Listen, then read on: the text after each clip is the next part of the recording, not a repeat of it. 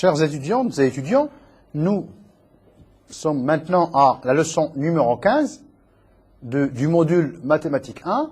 Cette leçon a pour titre « Dérivation, généralité ». Alors, l'ancien chapitre, le dernier chapitre, c'était à propos de la continuité. Maintenant, nous avançons avec les fonctions numériques pour voir d'autres propriétés, d'autres définitions, d'autres constructions que l'on va faire sur ces mêmes fonctions. Alors, sur ce chapitre, nous allons voir d'abord qu'est-ce que c'est qu'être dérivable en un point. Bien sûr, comme dans le cas de la continuité, nous allons voir qu'est-ce que cela signifie dérivabilité à gauche et à droite en un point. Toujours le même style, opération sur les applications dérivables en un point. Passer ensuite à la dérivabilité sur un intervalle.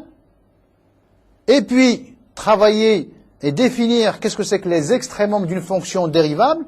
Rappelez-vous qu'on avait déjà défini la notion d'extrémum d'une fonction, dans le cas général. Ici, on va voir quelles sont les conditions, soit nécessaires, soit suffisantes, dans le cas où nous aurons une fonction dérivable. Nous allons passer ensuite à deux théorèmes qui sont parmi les théorèmes les plus importants un petit peu de l'analyse, qui sont les théorèmes de Rolle, le théorème des accroissements finis. Et puis, on va voir la monotonie des applications dérivables. On va commencer donc par définir ce que c'est que la dérivabilité d'une fonction numérique dérivable en... Alors, définition. Je prends le rapport f de x moins f de a sur x moins a, dont je cherche la limite, quand x tend vers a.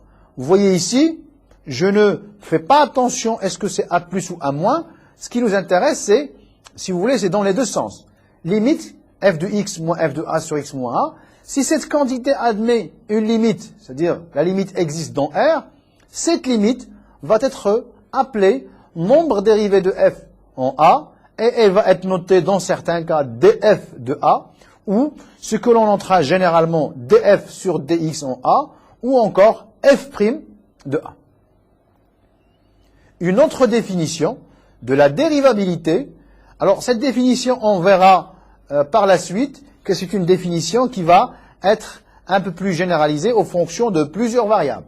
Dire que f est dérivable en un point petit a de i, ça signifie tout simplement qu'il existe un nombre réel. Donc ici, attention, ici, L est un réel, et une application que je noterai epsilon de x, de i, de l'intervalle i dans R, qui vérifie limite de epsilon de x quand x tend vers a égale à 0, epsilon de a égale à 0, et tel que l'on puisse écrire, quel que soit x dans l'intervalle i, f de x égale à f de a, plus x moins a fois L, plus x moins a, epsilon de x. Vous voyez, en fait, si on prend cette écriture, f de x moins f de a, hein, vous voyez, je prends f de x moins f de a, si je divise par x moins a, qu'est-ce que ça va me donner? Ça va me donner ici L plus epsilon de x.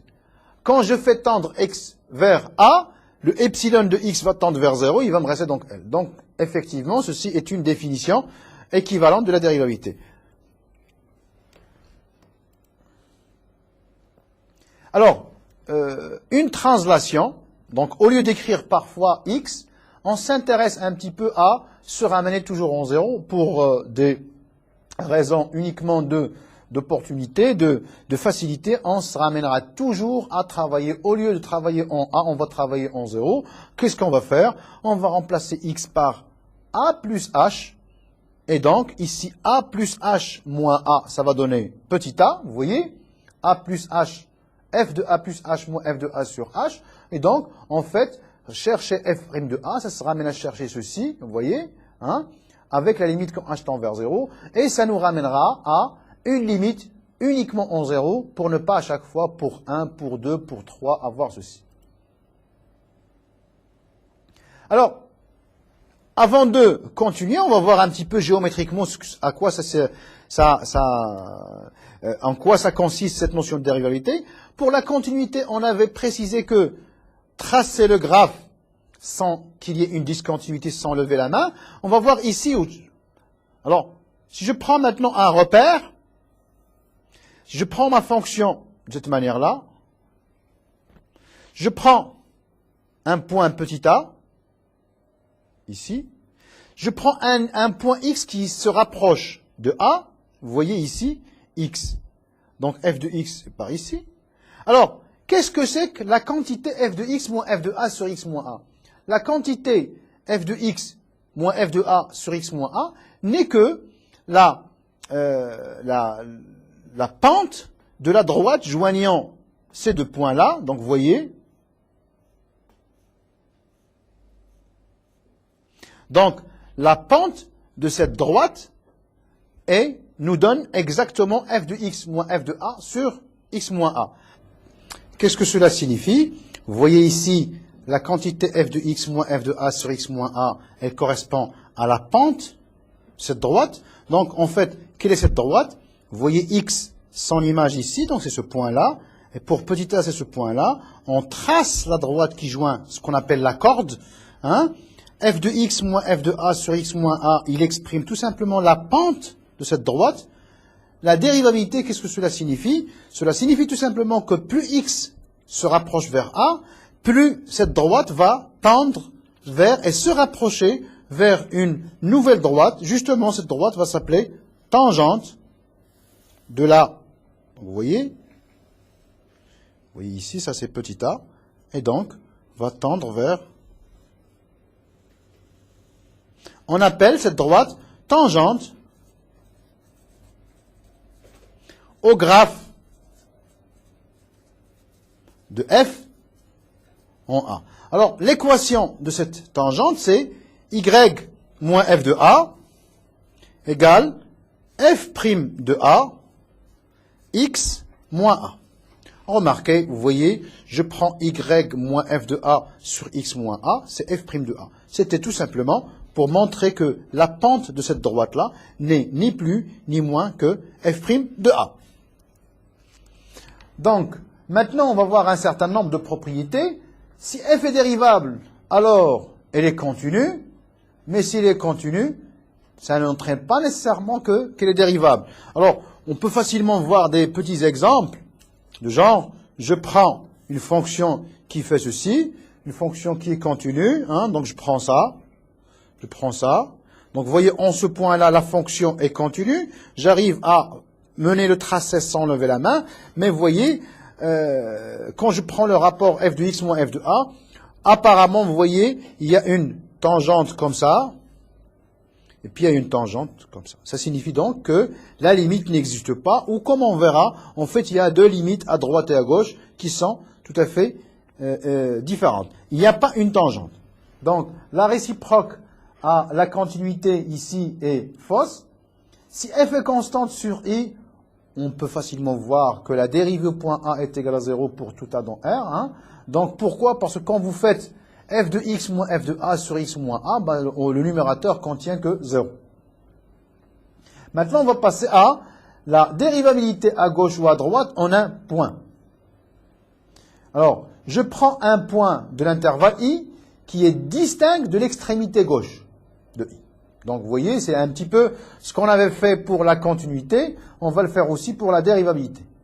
Dire que f est dérivable à gauche en a, vous voyez, si je m'intéresse uniquement par valeur inférieure à petit a, x, je cherche la limite toujours du même rapport, mais je m'intéresse à la limite uniquement par valeur inférieure.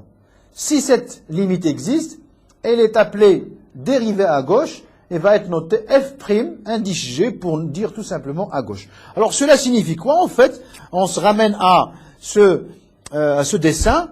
Ça c'est la dérivée à gauche, me donne donc la tangente à gauche. D'accord? Donc vous voyez, cette partie-là, j'ai cette limite qui correspond à cette... Donc en fait, on appelle ça demi-tangente à gauche. De même, on va définir ce qu'on appelle la dérivée à droite. De la même manière, je prends un point i distinct de l'extrémité droite de i. On dira que f est dérivable à droite si seulement si je prends le même rapport f de x moins f de a, mais bon, je prends uniquement quand x est supérieur strictement à 1, donc par valeur supérieure. Alors, si on se ramène, comme on avait dit tout à l'heure, on veut se ramener à 0, dans le premier cas, f' à gauche de A va être égal à la limite quand h tend vers 0 moins de f de A plus h moins f de A sur h. Dans le cas à droite, f' à droite de A est égal à la limite quand h tend vers 0 plus de f de A plus h moins f de A sur h. Donc, cela nous donne les demi-tangentes à gauche, demi-tangente à droite, et, bon, petite propriété, f est dérivable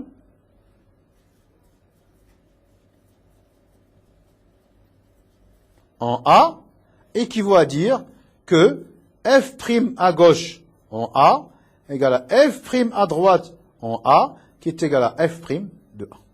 C'est-à-dire tout simplement que la direction de la mi-tangente, de la demi-tangente à gauche, est exactement la même chose que la direction de la demi-tangente à droite, et que finalement, ces deux droites, demi-tangente à droite, demi-tangente à gauche, coïncident et sont confondues et donnent la droite tangente à la courbe au point A.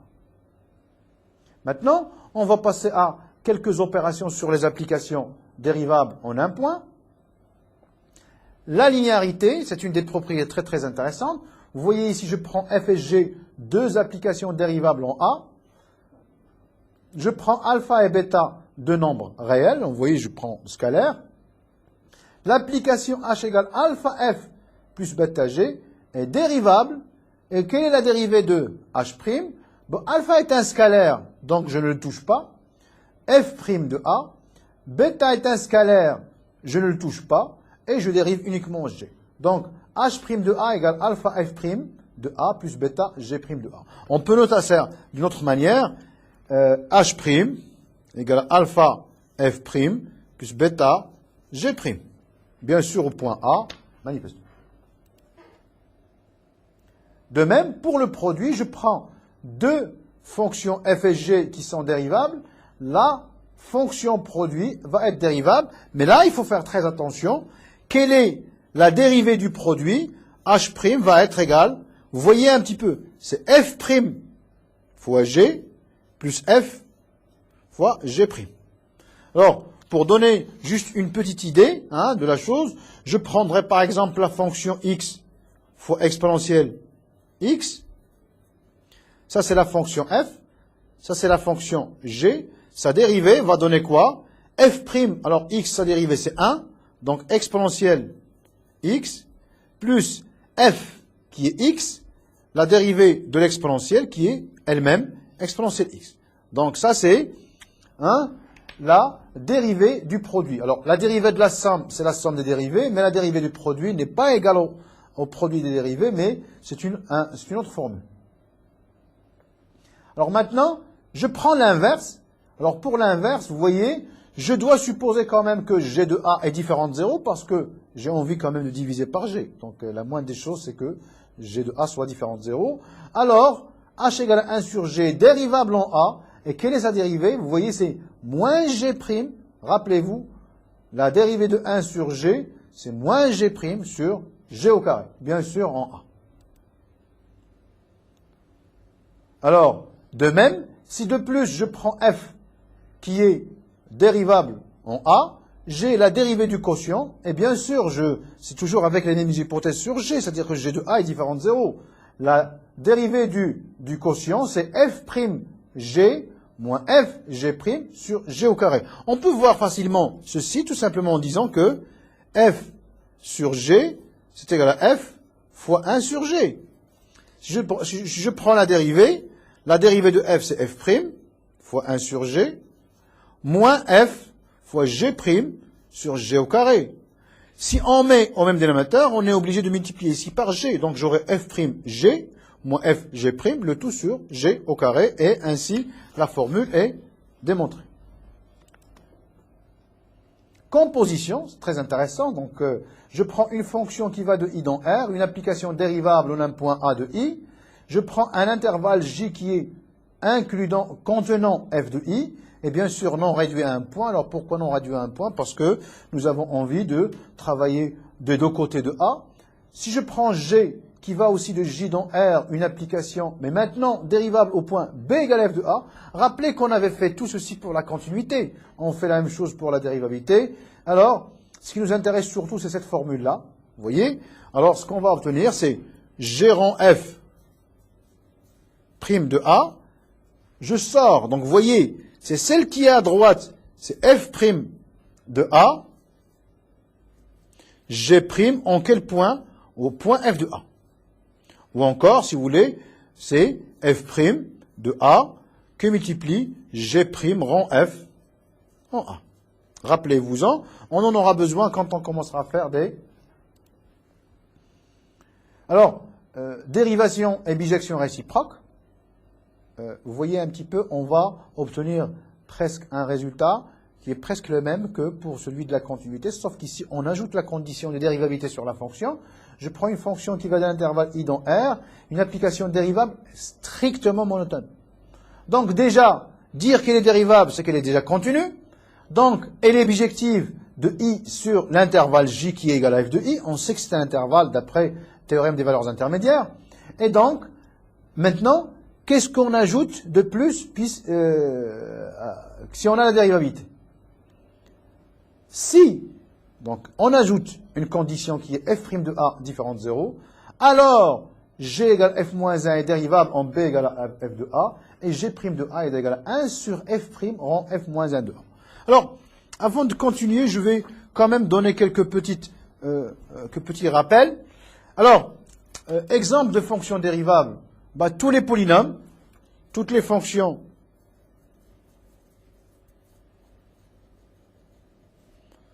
polynômes sont dérivables. Donc ça, c'est la première chose. Toutes les fractions rationnelles sont dérivables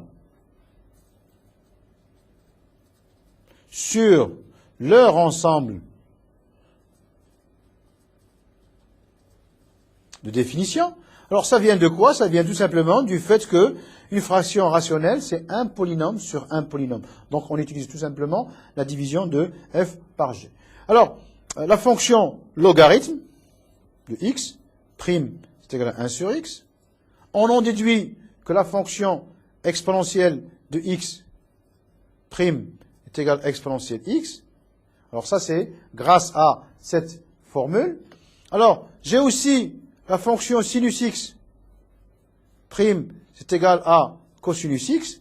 J'en déduis par ceci que arc sinus x, prime, est égal à plus 1 sur racine de 1 moins x carré, sauf que la dérivabilité de la fonction sinus n'est valable que sur moins 1 plus 1. D'accord? Alors, de la même manière, je peux aussi voir que la fonction cosinus est dérivable. Cosinus x prime égale à moins sinus x. J'en déduis que arc cosinus x prime est égal à moins 1 sur racine de 1 moins x carré. X appartient à moins 1 plus 1.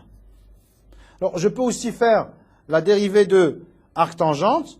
Tangente x prime égale à 1 sur cosinus carré x égale à 1 plus tangente au carré x. On en déduit que, tout simplement, la dérivée de l'arc tangente est égale à 1 sur 1 plus x au carré. Ici, x appartient à R, il n'y a pas de... Alors, de la même manière aussi, on peut voir que la fonction chx prime égale à shx. Je peux aussi voir que sh prime égale à chx. Vous voyez que ça a le même comportement comme pour les cosinus et les sinus, sauf que, vous voyez, ici, je n'ai pas de signe moins. Je peux aussi trouver la dérivée grâce à cette formule de dérivation des fonctions réciproques. Je peux aussi trouver la dérivée de l'argument ch, de la dérivée de l'argument sh. On laisse ça aux étudiants un petit peu pour voir, comme petits exercices d'application à ce cours. Donc, Passons maintenant à la dérivabilité sur un intervalle. On dira que f est dérivable sur i tout entier si f est dérivable en tout point 2. Et dans ce cas-là, j'aurai la fonction dérivée qui va être f'. Cette application est aussi notée df sur dx, c'est noté grande df, donc tout dépend un petit peu des livres ou des documents que l'on trouvera. On pourra trouver f', on pourra trouver df sur dx, on pourra trouver df selon un petit peu ce que notent les auteurs. On note aussi d, i, r. Vous voyez, d, c'est tout simplement dérivable. L'intervalle i dans r, l'ensemble des applications dérivables de i dans r. Pardon. Alors maintenant, on va définir ce que sont les fonctions ou applications de classe C1. On dira que f est une application de classe C1 sur i si f est dérivable et si de plus f' est continu. Qu'est-ce que c'est que C1? C'est dérivable et de dérivée continue. Bon, alors, on note C1 i de R, l'ensemble de ces applications. Donc, la classe C1, c'est dérivable et dérivée continue. Extrémum d'une fonction dérivable. Rappelez-vous qu'on avait défini les extrémums d'une fonction quelconque. On avait défini extrémum global et on avait défini aussi extrémum local. Que se passe-t-il maintenant si f est dérivable?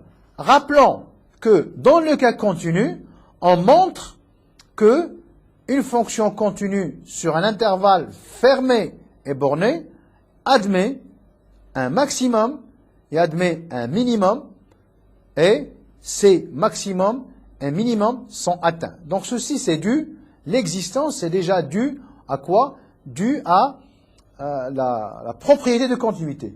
Que se passe-t-il maintenant dans le cas dérivable? Si f a un extrémum local, je dis, j'insiste, local, alors f' de a égale à 0. Attention, donc, f a, en petit a, admet, en petit a, un extrémum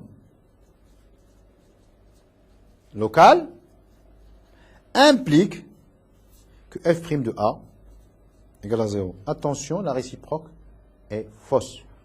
Réciproque, fausse. On va voir pourquoi. Je prends f du x égale x au cube. Vous savez que sa dérivée, c'est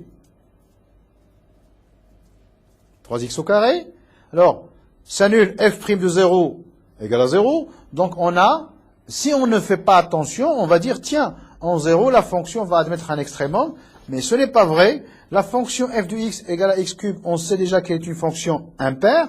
Puisqu'il est impaire, donc elle va changer de signe. Elle va faire ceci. Faire ceci. Impossible. En 0, f n'a ni maximum, ni minimum, car elle change de signe. Donc, cette propriété de dérivabilité, elle est uniquement valable dans le sens si. Alors, mais quand même, c'est très très intéressant, c'est que si je sais que f est dérivable, je dois chercher les extrémums, donc je dois résoudre l'équation f' de x égale à 0 pour chercher les extrémums possibles. Donc, si f est dérivable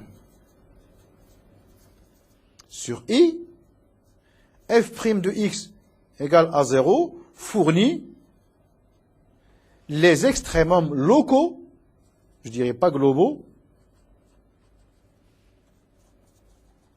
éventuels. Alors, pour reprendre un petit peu cette notion d'extrémum, faire très attention. Je vais vous donner un exemple. f de x égale à x sur 0, 1. Alors, si on trace le graphe, on voit que c'est ça.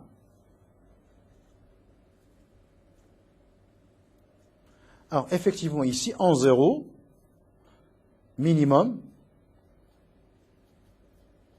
global. En 1, maximum, global. Mais, si je dérive, vous voyez, la dérivée de x, c'est 1. La dérivée ne s'annule pas. Quel est donc le problème? Le problème, c'est qu'en 0, la fonction n'est pas dérivable. J'ai uniquement une demi-dérivée. En 1, j'aurai uniquement une demi-dérivée.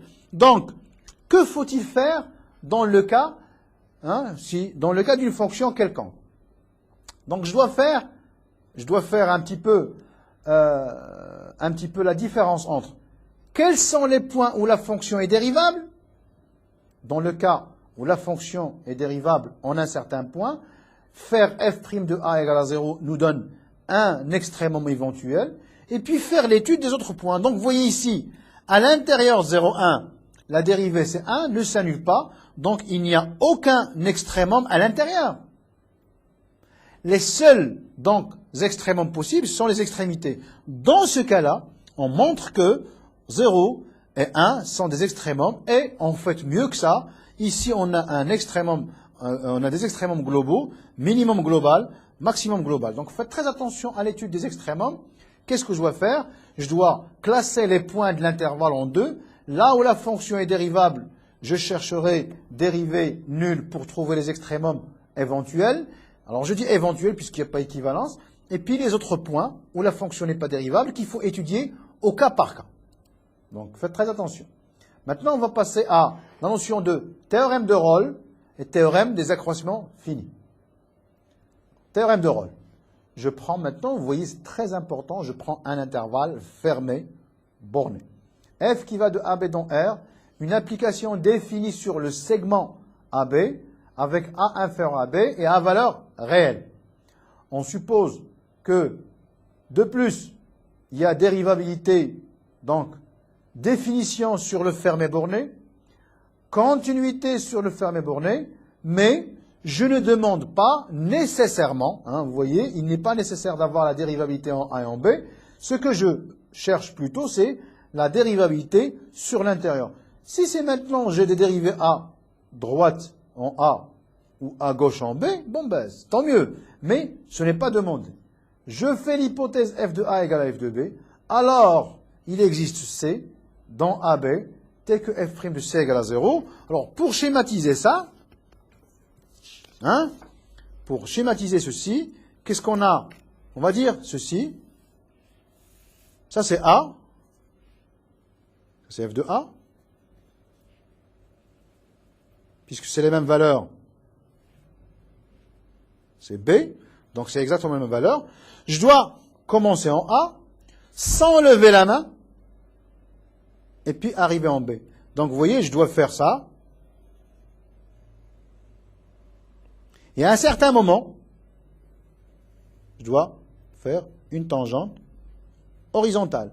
Dire tangente horizontale, cela signifie qu'il existe au moins un C tel que la dérivée s'annule. Vous voyez, la dérivée, que la tangente soit ici horizontale, c'est, je dirais, presque impossible, mais entre les deux, c'est possible. C'est pour ça qu'on dit il existe C à l'intérieur de AB tel que la dérivée soit nulle. Alors attention, le C n'est pas unique. Je peux faire un schéma de ce type. Vous voyez, toujours de la même manière. Je prends ça, c'est A. Je prends ça, c'est B. Donc je peux faire ça.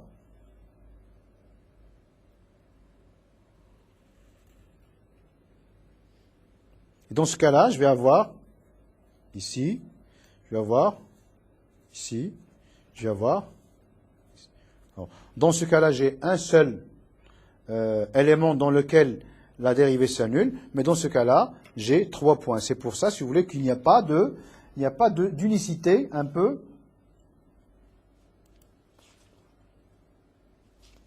Alors, théorème des accroissements finis. Alors, théorème des accroissements finis, qu'est-ce qu'il me dit? Je prends maintenant toujours f défini sur le fermé. En fait, c'est comme pour le théorème de Rolle. Continue sur le fermé et dérivable uniquement sur l'ouvert. Je n'ai pas besoin, ce n'est pas nécessaire, pour le théorème ou l'égalité des accroissements finis, il n'est pas nécessaire de prendre A ou B, enfin dérivabilité en A, dérivabilité en B. Il existe C dans AB, tel que f de B moins f de A sur B moins A est égal à f de C. Alors, la signification géométrique de ceci, c'est la suivante. On va prendre un repère. je vais prendre une fonction comme ça. Ça c'est A, ça c'est B, ça c'est f de B, ça c'est f de A. À quoi? Donc vous voyez un petit peu, une autre manière de réécrire, c'est f de B moins f de A sur B moins A égale à f' de C. Alors à quoi ça correspond, c'est ceci? Le rapport f de B moins f de A sur B moins A n'est que la pente de quoi? De la corde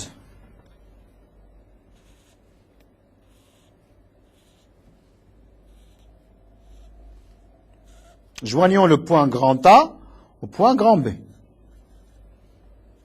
D'accord? Donc, la quantité f de B moins f de A sur B moins A, ça correspond à ceci. Le fait de dire que c'est égal à f' de C, la quantité f de prime de C, c'est la pente d'une certaine tangente. Qu'est-ce que cela signifie? Ça signifie que je peux trouver un point C tel que, vous voyez, la tangente est parallèle à la corde. Théorème des accroissements finis, cela signifie que il existe au moins un point pour lequel la corde AB est parallèle à la tangente. En fait, comme tout à l'heure, on aurait pu faire un dessin de ce type-là, et donc, de la même manière que pour tout à l'heure, pour le théorème de Rolle, on pourrait obtenir aussi plusieurs points. Donc, l'unicité n'est pas assurée. Alors, une autre manière d'écrire ceci, C étant écrit coincé entre A et B, il existe un unique θ appartenant à 0,1, tel que je peux écrire C égale à A plus θ. D'accord? Donc vous voyez, je peux écrire ça, et théorème des accroissements finis pourrait donc être il existe θ appartenant à 0,1 tel que f de B moins f de A soit égal à B moins A f' de A plus θ B moins A. Si l'on pose B moins A égale à H, on aurait f de B moins f de A. Donc, si on se ramène comme tout à l'heure à 0, j'aurai f de A plus H moins f de A égale à H f' de A plus θH. Donc, c'est une autre écriture de ce théorème des accroissements finis. Maintenant, à l'aide des fonctions dérivables, comment caractérise-t-on une fonction lipschitzienne? Alors, rappelez-vous qu'une fonction lipschitzienne, c'était quoi? C'était tout simplement une fonction qui vérifiait f de x moins f de y est inférieur à, bon, ici je vais dire k, x moins y. Alors, dans ce cas-là, c'est une fonction qui est k lipschitzienne. Alors, si de plus f est dérivable, dire que f est lipschitzienne si seulement si sa dérivée est bornée par k. Donc, pour démontrer qu'une fonction est lipschitzienne, qu'est-ce qu'on doit faire? Une condition, c'est on dérive et on essaie de majorer la valeur absolue de la dérivée par un certain nombre k. Ce nombre k va être justement le poids de Lipschitz de cette fonction. Alors, maintenant, comme on avait fait pour le prolongement par continuité de certaines fonctions, on va ici travailler avec le prolongement des fonctions de classe C1. Je prends une application continue sur AB, très important sur le fermé, mais qui est C1 sur AB ouvert. C'est-à-dire que j'ai peut-être des problèmes de continuité des dérivés en A et en B. On suppose de plus que f' possède une limite L en A, bien sûr à droite. Alors, f est de classe C1 sur AB. Vous voyez ici pour B, je n'ai rien fait, donc je ne peux pas avoir d'informations de type classe C1 sur B. La continuité, je l'avais déjà. Alors, f va être de classe C1 en A avec f' de A égale à la limite. Alors, ce qu'on a fait ici pour A à droite, on peut le faire aussi pour B à gauche.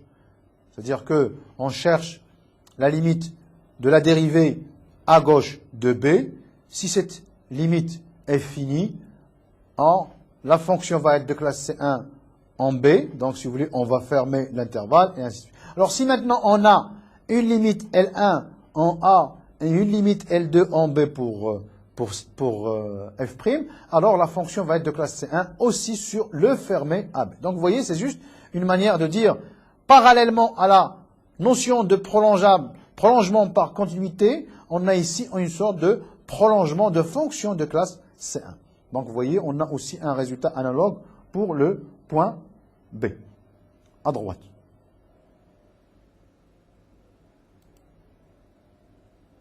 Maintenant, on va passer à la monotonie et à la notion de dérivabilité. On a déjà vu la relation entre monotonie et fonction continue. Maintenant, on va voir la relation entre monotonie et notion de dérivabilité. Alors, c'est très très intéressant puisque justement, c'est toute la pratique de l'étude des fonctions est en fait dans cette notion-là de dérivabilité et monotonie. Alors, d'abord, nous voulons caractériser les applications constantes. Alors, on a déjà vu que toute application constante est dérivable.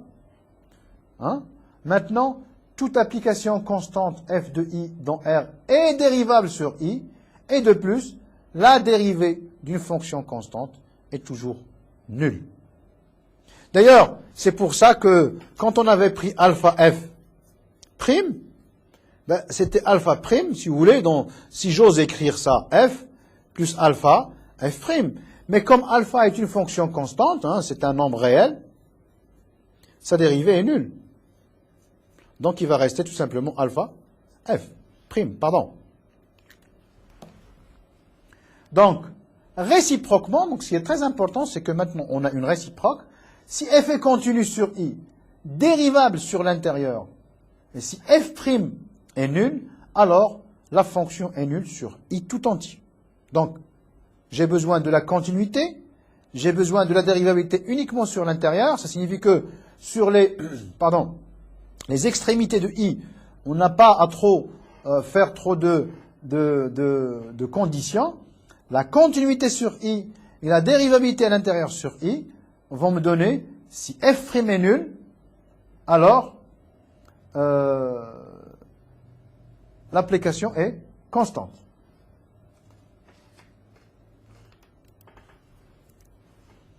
Caractérisation des applications monotones. Vous voyez que dire que l'application est croissante, cela revient à dire que f' de x est positif ou nul. Mais faites très attention.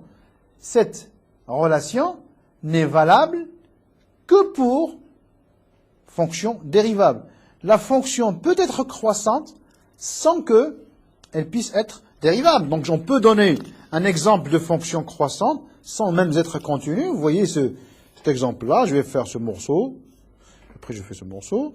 Je fais ce morceau, puis ainsi de suite, et ainsi de suite. Donc, vous voyez, c'est une fonction qui est croissante sans que la fonction soit même continue, si vous voulez, au point ici. Donc, sans que la fonction soit dérivable.